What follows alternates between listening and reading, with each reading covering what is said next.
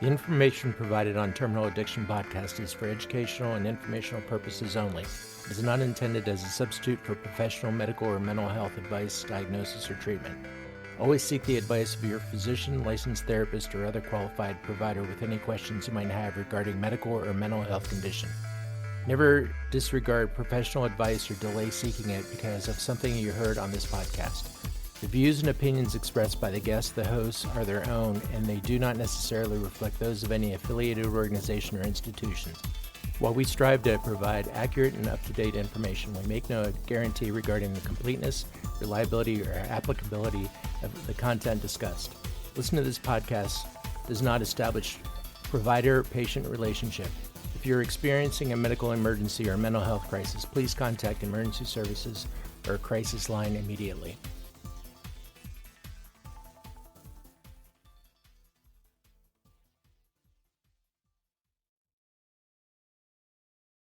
All right, welcome back to another episode of Terminal Addiction. I am Doug H. And I'm Paul B. Hey, Paul, how you been? I've been doing okay. How about you, Doug? I've been doing good. Got a stomach bout with the norovirus for the last few days, but I'm feeling about 90% today. But I do not recommend that to anybody if you don't have to get sick with that. That was god awful. That was about as sick as I've ever been without drugs and alcohol being involved. Well, I want to give a shout out to one of our loyal fans that's been listening since the beginning. Her name's Linda H. I think you might know her. So we're going to talk about a couple different things today. Cool. What's on the docket, Paul? I think a good place to start would be talking about health, but not just physical health, but also mental health. So we're going to talk about them a little bit separately. Yeah, and a shout out to Linda H. I think I do know who you're talking about. That would be my mom. So thanks for listening, Mom. We appreciate that. The mental health, the physical health, it's all intertwined. And without good upkeep on yourself, I think you're susceptible to cravings and potential relapse. Health is kind of a spectrum. And just because, you're not feeling bad doesn't mean that you're at optimal performance. This last bout with this sickness, excuse me, really made me grateful for my health. It wasn't until, I was feeling like I was on the verge of death that I was, missing just feeling normal. So a day or two in bed and, lots of liquid IV. Shout out to them. They're not a sponsor. And lots of Pedialyte. Shout out to them. They're not a sponsor. Just kind of put me back together a little bit, along with some chicken noodle soup, brand name to be excluded. So, I think health is a big thing. And so much of what we deal with and Paul's specialty in nursing, I think, lines up a little bit more with the mental health stuff. There's such an overlap between chemical dependency and mental health. And I think people maybe neglect, maybe they just don't know quite how much those two overlap. So if you want to talk about that, Paul, that'd be great. Certainly. It really is hard to differentiate between all the symptoms that you're going through, which is physical health. When we're going through early recovery, certain medications can cause seizures as we're withdrawn from certain medications, certain drugs that we take can cause stomach issues, nausea, vomiting, diarrhea, all those things. And then the mental health symptoms that we have in early recovery as well can be masked, with the mental health problems that you may be experiencing. A lot of times we don't try to diagnose any kind of mental health issue until, you've been sober for a while. And so finding that line between them, the chemicals in our brain are making a shift from where we were when we were addicted to where they are now. Yeah, I remember early on, I didn't feel like a person again after getting sober for probably the first 6 months. And I know that our mental health professionals that I work with, they don't really like to make any, hard diagnoses for at least that first 6 months to a year, because so much of the withdrawal process mimics and looks like other mental health symptoms. So we will throw some things at patients medication-wise, low dosage, not anything else addictive. We don't want to just swap one addiction out for another, but there are things that we can help ease some depression and maybe anxiety with a little bit.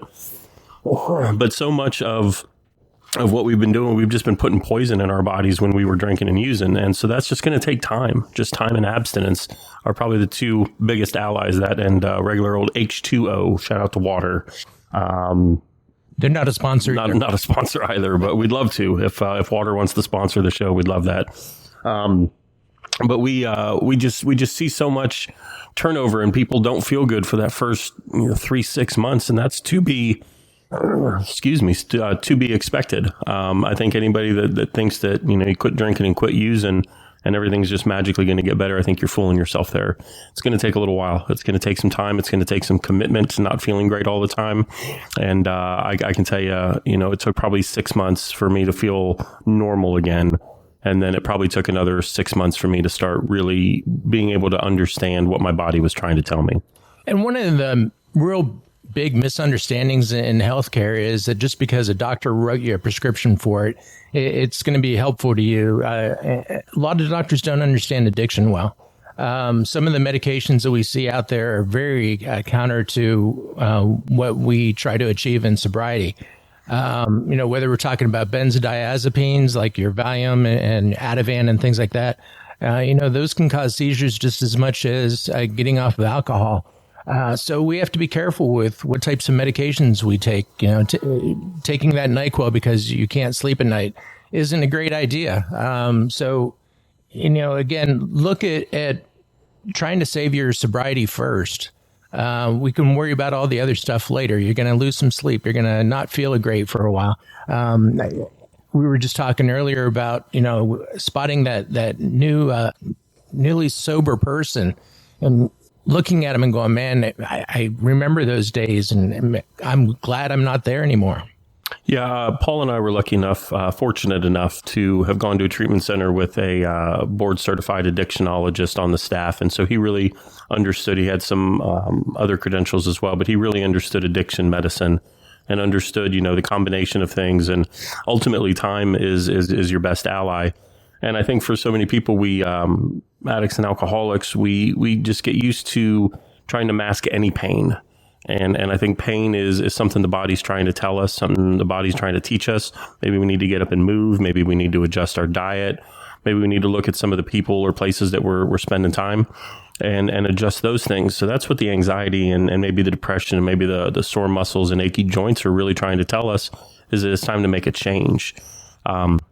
Over to those mental health diagnoses, I think, again, so much of early sobriety, early recovery is just uncomfortable, and we're crawling out of our skin, and we're full of fear and anxiety and depression. And, I think a lot of people maybe get misdiagnosed early in recovery if they're not being honest with their doctors or the people that they're working with. So I encourage everybody, just be honest about what you're going through and what you're feeling. And also finding people that you trust and that you can open up to and share what's really going on. And sometimes I think we just got to sit with being uncomfortable for a while. Yeah, certainly. Those first 6 months are uncomfortable. I remember sitting in meetings and, you're barely able to hold on to that big book. You're hardly able to get through the readings. And, it gets better over time, but, depending on what you're withdrawing from, it can take, sometimes it's just a week. Sometimes it can be 6 months or longer. Some of the things that are used, especially our narcotics and, things like Suboxone can take 6 months or longer to completely get out of your system. And so your body's going through all these changes. And so, take your time, relax. It does get better. Nobody died from lack of sleep when they're going through recovery, although it feels like it. Mm-hmm. But, you're going to have to deal with those voices in your head for a little bit. But don't try to make decisions at night. Try to get the best sleep you can until it starts coming back. And it does come back. Yeah, and I think that that idea of just being okay with being uncomfortable, and I think that's where the idea of the sober support network comes in. So handy is I needed other people to open up and share this stuff with. I needed to tell people what was going on inside that crazy head of mine. I still do, even 5.5 years later. I still got good people around me that I can open up to and share, not just my sponsor, but other good sober supports like Paul, that I can just share this stuff with, and they understand that it doesn't mean I'm necessarily going to go out and drink over this. I just got to get this crazy shit out of my head so that it doesn't just sit in there and stir and swell and then eventually lead to the idea of doing something to self-medicate, because I don't want to do that anymore. This whole experience with the getting sick and the norovirus really did remind me what those first few days of not drinking and not using were like. This was, like I said, the sickest I'd ever been, without drugs and alcohol involved. And it was like alcohol withdrawal, opiate withdrawal, and meth withdrawal kind of all lumped in together. And I'd forgotten how bad that feels. And so going through this period of being sick and being in bed and missing part of the holidays with family, I did come away with a touch of gratitude, because I was reminded in a healthy-ish way what that was like, and how much, I don't miss putting a pillow in the bathroom just because I didn't want to have to get out of bed to go throw up. And I had to do that this last week.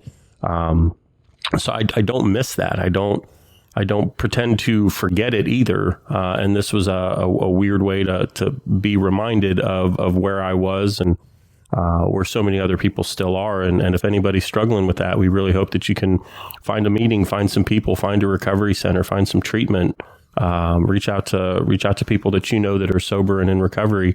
And, you don't have to go through this alone.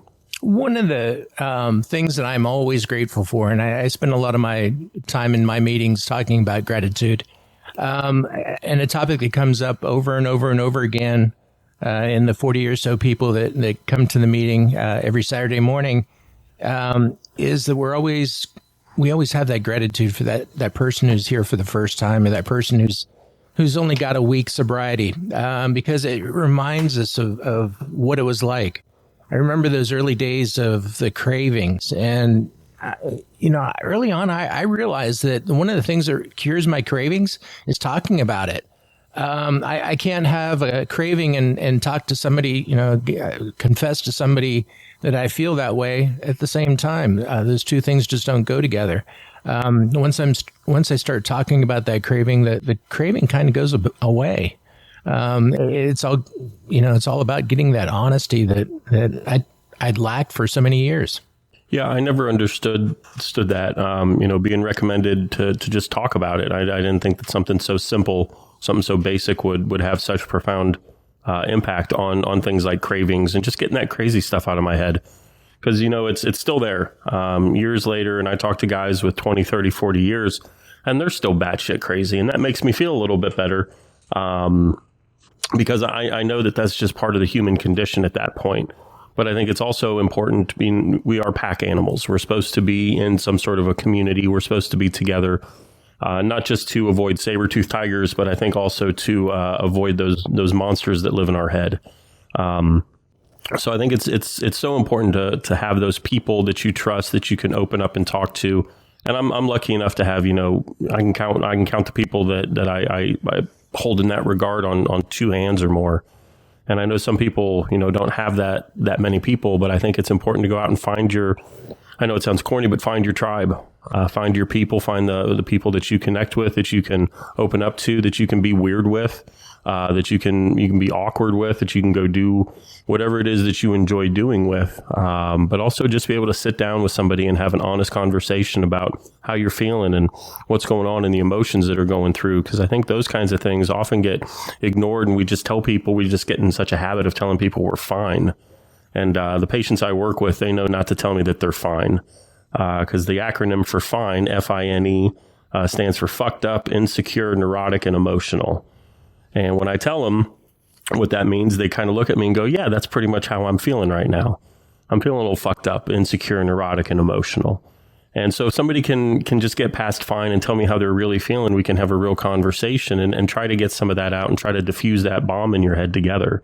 Because I was always taught that a problem shared is a problem halved. And so for me, it's just getting out of my uncomfortable comfort zone and telling somebody what's going on, whether it's cravings or just unhealthy thoughts and feelings. And obviously, if you're in an unsafe place in your head, always go and seek medical attention, get some help, get somebody to look at you. But let somebody know what's going on. We lose too many people to this disease while people are out drinking and using, but we also lose a lot of people to suicide and mental health. And we don't have to lose any more people. One of my cravings early on, or my triggers early on, was traveling. And Doug knows this well. I had an early craving. I had been, I don't know, maybe 6 months or a year since my last drink, and my wife and I traveled for the first time. And it created this issue where I saw the liquor bottle in front of me. And it wasn't really there, but I saw it. And one of the first things I did was even though I was out of town, I called Doug. I let him know that, hey, I'm having this really weird things going on, and we were able to talk it through. And in the last year, I've been able to travel 3 times. I'm getting ready to do another major trip out of the United States again this in a couple weeks. Now, today, I look forward to all the people that I meet because I know that no matter where I go, there's always going to be a group of sober people there that I can lean on. Every cruise ship, we brought this up before, every airline has a way of dealing with that sobriety when you're traveling. So today, while I still call Doug all the time, I also have a network of people throughout the world that I've leaned on during other travels, and I'm going to have the same thing this time. So, being able to talk about it is really, really important. Sometimes, we may not have a whole lot in common, but we do have our sobriety in common, and we're traveling together, and that's all it takes for that group. So. Yeah, I remember when you called me when you were on that first trip, and your brain was telling you that there was a bottle of vodka in your suitcase. And I remember talking with you, and we sort of got through that together. And I thought that was a pivotal moment, I think, in your recovery and mine as well. That I could just sit there on the phone with somebody who was out of state and just help them, work through one of those thoughts, work through one of those cravings, and that kind of stuff happens still. I go to the grocery store and they've got displays full of booze or wine out in the middle of the aisle. I mean, it was just the holiday season, so that stuff was more prevalent. I think, watching, sport games on TV and, inundated with commercials and that kind of stuff. And I just got to remind myself that that's just normal for people to be able to indulge in those kinds of things. But that's not me. This disease of addiction affects probably 10 to 20% of the population. And so that marketing, that target audience is not always just for me. That's for the person who forgot to pick something up, not for the alcoholic who doesn't just have enough at home to get them through the night. So it's really important for me to talk about those things and not pretend like they're not happening. Because as soon as I pretend like everything's fine, that's when I get back into that, fucked up, insecure, neurotic, and emotional. And, I'm not fine. I'm a human being. I have a full range of emotions that I feel, to various degrees at different times. And if I don't let that stuff out, if I don't, release that valve a little bit, whether it's, in therapy, or in a meeting or with a sponsor or with just a trusted friend, or family member, that stuff tends to build up and the pressure builds and it explodes. And whether it explodes and I end up eating, 4 or 5 double cheeseburgers or a giant milkshake and I feel like shit afterwards, or, heaven forbid, I go back out and drink and use again. There's varying degrees of what I do to self-medicate. Shopping can be a version of self-medicating.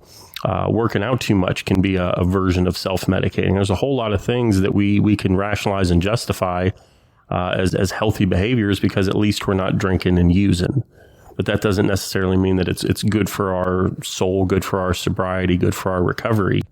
So for me, it's important to keep that balance. And part of that balance is having people in my corner who can take a little bit off my plate if I start to get too full. Kind of want to bring up something that happened in one of my meetings yesterday, and that was talking about making big decisions in early recovery. And I don't know what kind of big decision this person wanted to make, but they wanted to use it as a topic, and I thought it was an excellent topic. There's an episode of a show called Brockmire where he realizes that he's trying to make a big decision after just getting sober. And the advice that he got from his sponsor was start off small, get a plant. And he ended up getting a tortoise. And so when I saw that person, matter of fact, about an hour ago, I said, before you make a big decision, go buy a tortoise. And she had heard the story yesterday from me, so she understood what I was talking about. But yeah, we make those big decisions. Had I tried going on vacation 6 months after getting sober, guess what? I would have probably not made it. And, I had to start off with little steps. I started off by going to the grocery store with my then teenage son with me. And he followed me everywhere to the grocery store for a while. And then eventually I was able to go to the grocery store. But my pattern was that I would go to different grocery stores every 2 days so that nobody realized, or I didn't think they did, realize that I was, buying that handle of vodka every 2 days. And so I had to break that pattern slowly, breaking that pattern by first taking my son with me, eventually being able to go to grocery stores that didn't have liquor stores in them, eventually getting to, being able to go to different grocery stores, but still staying away from the ones that, served me the most liquor.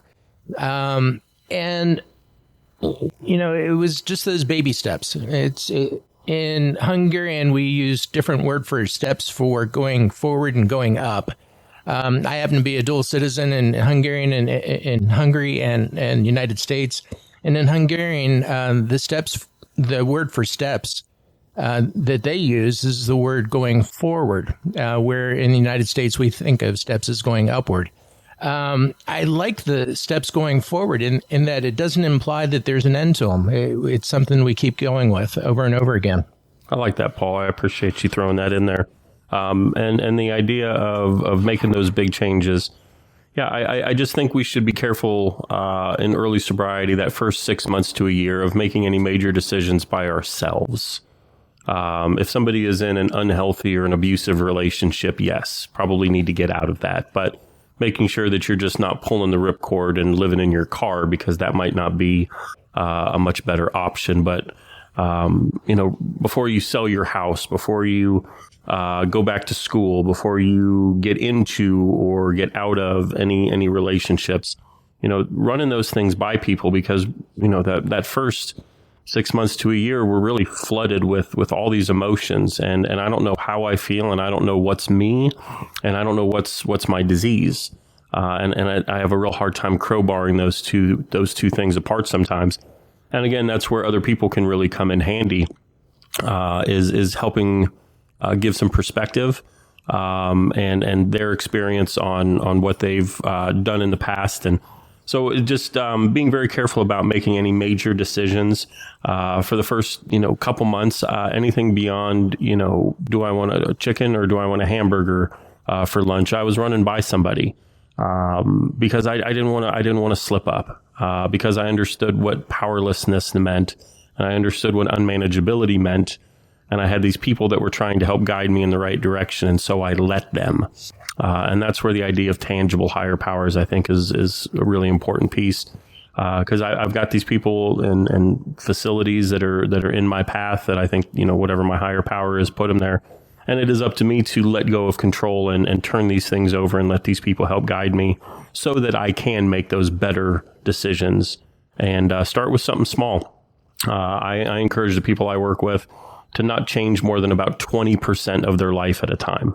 Now, I don't know what that looks like for everybody, but it's probably not a good idea to go get a new job, get a new girlfriend, get a new car, and get a puppy all within the same month, because something in that is going to not go as planned. So making sure that you're making bite-sized changes, smaller things first, and always running things by people. That's where, sponsors and good sober supports can really help guide you along the way. So I've really enjoyed getting back and doing this with you, Paul. It's been a few weeks since we sat down, so thank you for inviting me into your home after I've been sick. Yeah, it's been great. And we look forward to seeing you again in a couple of weeks. Sounds good. We'll talk soon. Thanks. Bye.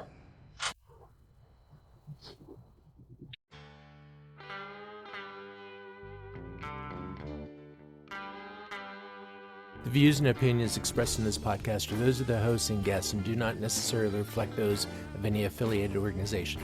This content is for informational purposes only and is not intended for professional advice.